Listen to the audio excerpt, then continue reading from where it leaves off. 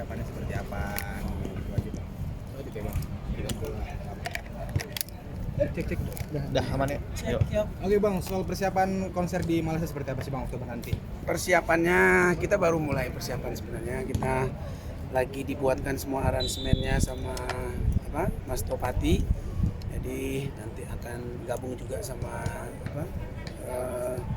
string section sama teman-teman di Malaysia. Jadi ini gabungan. Bandnya nanti pakai band aku dan kita semua lagi atur semua flow-nya karena ini kita rencananya konser ASEAN, jadi kita mulai nanti di Malaysia tanggal 21 Oktober. Jadi semuanya pengennya berbeda gitu karena jarang bikin konser tunggal. Akan feature dengan siapa aja sih bang? Feature dengan siapa aja? Karena ini di Malaysia jadi kita featuring sama penyanyi Malaysia, ada Sil Hamzah, ada siapa yang namanya? Marsha Milan, sama satu lagi tuh aku lupa. Nah, sejauh ini persiapannya udah berapa persen bang kira-kira? Persiapannya udah 50%, udah kita buat aransemen, tinggal nanti ada beberapa jadwal kita untuk latihan di Jakarta dan di Malaysia. Ini konser internasional pertama kali nggak sih bang atau seperti apa? Kalau konser tunggal dari dulu memang aku belum mau, jadi karena aku pengen sesuatu yang baru, yang nggak sekedar manggung, karena aku kan manggung biasa itu kan hampir tiap hari gitu. Jadi aku pengennya kalau konser tuh sesuatu yang berbeda. Nah makanya ya kita buatkan dulu konsepnya seperti apa.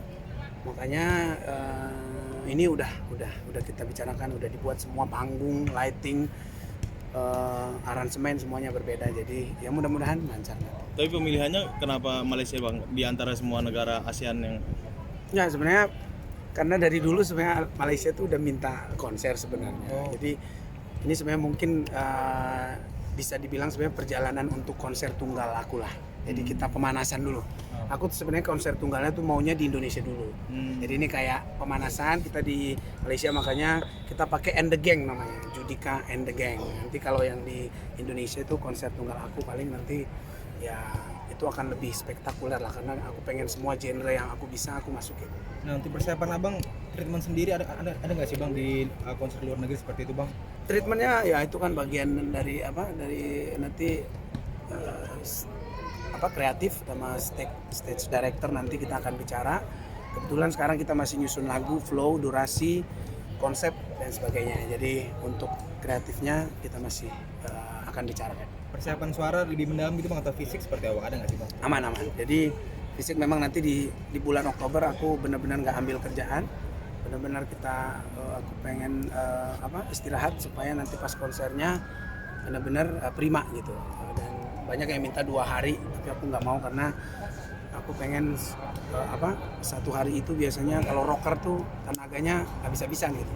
Jadi kalau 2 hari 2 hari berturut-turut kayaknya takutnya hari kedua tuh nggak seprima hari pertama gitu. Jadi kalaupun nanti dibuat lagi tidak akan di hari kedua. Setelah konser di Malaysia ini bang, akan ada nggak sih bang terbuka dengan konser-konser negara lain di Asia Tenggara? Udah pasti lah mungkin. Udah pasti setelah Malaysia aku pengennya sih langsung ke Indonesia dulu ya, Indonesia dulu tahun depan. Setelah itu nanti mungkin di Brunei, di Singapura, ASEAN dulu. Kalau mungkin langsung ke Amerika nanti, karena di Amerika kita juga punya fanbase cukup banyak gitu. Jadi itu plannya sementara ini, nanti bisa berubah. Kondisi update terkini dari Pita Bang Judika seperti apa mungkin pemulihannya gitu? Nah sebenarnya itu kan dijahit-jahit ya kemarin tuh. Aku tuh sebenarnya suaranya tuh waktu itu pas sebelum pandemi yang tidak aman. Tapi sekarang setelah pandemi kan kita 2 tahunan hampir nggak kerja gitu. Jadi dia udah pulih sendiri. Jadi nggak ada. Sebenarnya suaraku tuh tidak ada bermasalah lagi. Cuman kemarin ada berita-berita akhirnya karena IG-nya ini terus dibuat berita lama yang seakan-akan suaraku tuh rusak dan aku amit. Itu tim aja sebenarnya yang buat sesuatu yang ya untuk promoin, tapi sebenarnya aku juga nggak terlalu suka gitu. Tapi ya udahlah, apapun yang sudah terjadi yang jelas niat kita tuh sebenarnya cuman baik untuk mengabarkan sama fans-fans di seluruh Asia kalau Judika mau bikin tour ASEAN. Nah soal persiapan bang, ada nggak sih bang lebih keras mungkin untuk persiapan ke luar negeri ini atau seperti apa? Ya pastilah, dari aransemen, dari stamina, makanya aku sampai sebulan tidak untuk konser itu nggak manggung dulu. Tapi kemarin baru dari insert bang. Apa? Ya kan belum, kan Oktober kan? Sejauh. Iya, nanti dari September pertengahan sampai di Oktober kita stop. Tapi Kak Duma langsung ikut bang? Main Ikut. apa? Karena kebetulan tanggal 20 tuh Cleo ulang tahun juga. Oh. Jadi kita akan di sana lah sama-sama. Oke. Sedikit tentang olahraga aja sih. Udah, ikut nggak? Makasih ya, Bang. Sebagai Makasih, Bang. sebagai seorang selebritis, untuk olahraga sendiri mungkin seperti apa sih buat Bang Judika? Olahraga itu penting banget ya buat apalagi buat aku penyanyi atau buat teman-teman public figure yang kerjanya kadang-kadang nggak menentu waktunya, kadang-kadang tidak seperti orang biasa yang kerjain jam segini sampai jam segini, nggak kayak nyanyi tuh.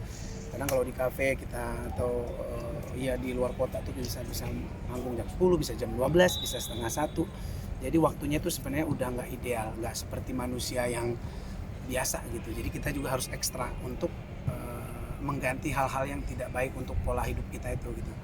Karena kerja di jam 12, jam setengah 1 itu sebenarnya membuat badan kita pasti tidak sehat.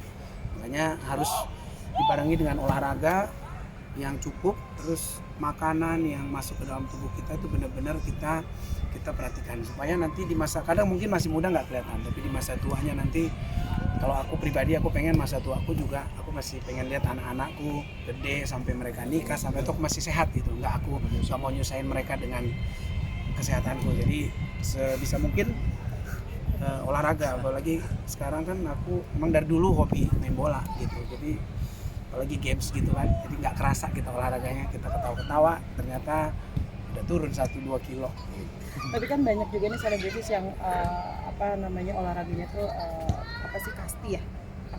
Tenis. Sorry ya. Bang Judika ada keinginan juga nggak sih kayak artis-artis lain gitu?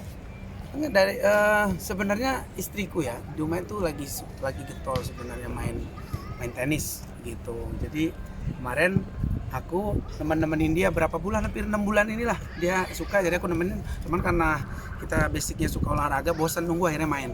Jadi sekarang lagi ikutan juga main tenis, ya belum pernah sebelumnya, tapi ternyata sangat sangat mengasihkan. Itu memang nggak gampang, tapi ya udah mulai menyukai dan lagi belajar. Ada tambahan? Oke. Thank You Bang Judi. Menjaga keharmonisan rumah tangga mungkin seperti apa sih? Apa? Menjaga keharmonisan rumah tangga seperti apa sih? Menjaga keharmonisan, saya nggak pernah jaga-jaga ya, maksudnya kita kan biasa aja jaga. Yang jelas kita udah janji, kalau aku sama istri udah janji ya sehidup semati, saling menyayangi, saling ngerti, itu aja janji kita. Dan mungkin perjuangan kita untuk nikah tuh udah banyak banget ujiannya. Jadi kalau ada ujian-ujian kecil di belakang ini ya kita udah menghadapi yang lebih gede. Jadi kita biasanya mindset kita adalah semua masalah-masalah yang kecil masalah-masalah besar kita kecilkan, yang kecil kita tiadakan gitu loh. Jadi nggak membuat sesuatu tuh yang udah panas tambah panas. Ya saling biasalah, kita udah percaya setiap rumah tangga pasti ada berantemnya dikit, harus ada. Udah, kita menurut aku sih selama kita masih cinta, saling sayang, pasti ada jalan keluarnya untuk apapun. Tapi Bang Judika tipe suami yang mengalah nggak setiap ada masalah? Ya kita gantian, kadang memang lebih banyak aku yang ngalah, kadang dia juga. Jadi kita ini aja ya, karena ngeflow aja. Kadang dia kalau lagi makan, karena aku udah kenal dia, ya aku kadang-kadang ngerasa ini juga, ya aku ngalah aja kan, karena kan tidak ada menang-menangan dalam suami istri, iya kan? Mau aku bener kayak terus ngotot sesuatu buat apa gitu. Dia kan orang yang spesial di hidup kita, jadi mau ngalah kayak mau apa ya itu sah-sah aja. Yang penting rumah tangga kita jalan selalu gitu. Dari dulu sampai sekarang kita gitu-gitu aja, nggak ada yang terlalu berubah. Apalagi sekarang tambah anak-anak, jadi kita tambah perhatiannya itu lebih ke gimana anak-anak ini nanti gede, dia juga lihat dari orang tuanya apa yang kita lakukan, kan itu yang dicontoh. Jadi di rumah kita juga bener-bener ya coba untuk ngasih yang terbaik sama mereka. Nggak pernah berantem kita di rumah. Kalau ada sesuatu kita cari tempat, kita ngobrol, kita nggak pernah teriak-teriak di rumah, karena kita tahu anak-anak nanti lihat jadi dia ikutan begitu. Tapi cara berkomunikasi dalam rumah tangga sendiri seperti apa sih dengan Kak Duma? Ngobrol aja, hai, apa kabar? Kamu sehat, udah makan? ya kita komunikasi biasa. Aku pergi-pergi, ya kita tuh kalau nggak ngobrol sehari, misalnya aku keluar juga itu pasti aneh.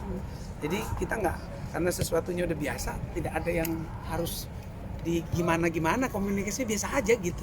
Karena dari dulu ngobrol pergi pamit ini gimana sih susah nggak ngejelasinnya gitu.